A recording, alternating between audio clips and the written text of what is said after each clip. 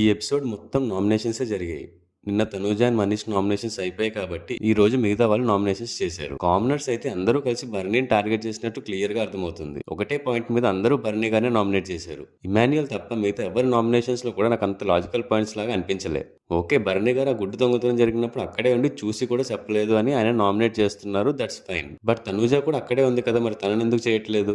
నాకు తెలిసి owners come commoners బర్నీని strong గా ఫీల్ అవుతున్నారు. సో ఆయనను పంపించేస్తే వాళ్ళకి ఈజీ అవుతుందని ఆలోచిస్తున్నారేమో అనిపిస్తుంది. ఇంకా హరీష్, ఆయన అయితే అసలు అరిస్తే తన మాట నెగ్గేస్తుంది అని అనుకుంటున్నారు. ఎవరైనా ఏదైనా ఒక పాయింట్ చెప్తే దానికి స్ట్రైట్ ఆన్సర్ ఇవ్వరు. అటు తిప్పి ఇటు తిప్పి గట్టిగా అరుస్తూ ఈ లోపు ఆపోజిట్ వాళ్ళు ఇంకేదైనా అన్నారంటే ఇంకా ఆ పాయింట్ పట్టుకొని గోలగోల చేసేస్తారు. వేగ్ ఆర్గ్యుమెంట్స్ చేస్తున్నారని ఇమాన్యుయల్ అన్నారు, కానీ యాక్చువల్ గా వేగ్ ఆర్గ్యుమెంట్స్ చేస్తుంది ఆయనే. ఇంకా నామినేషన్స్ అన్నీ అయిపోయాక కెప్టెన్ సంజన గారికి బిగ్ బాస్ ఒక స్పెషల్ పవర్ ఇచ్చి డైరెక్ట్ గా ఒకరిని నామినేట్ చేయండి అని చెప్పారు.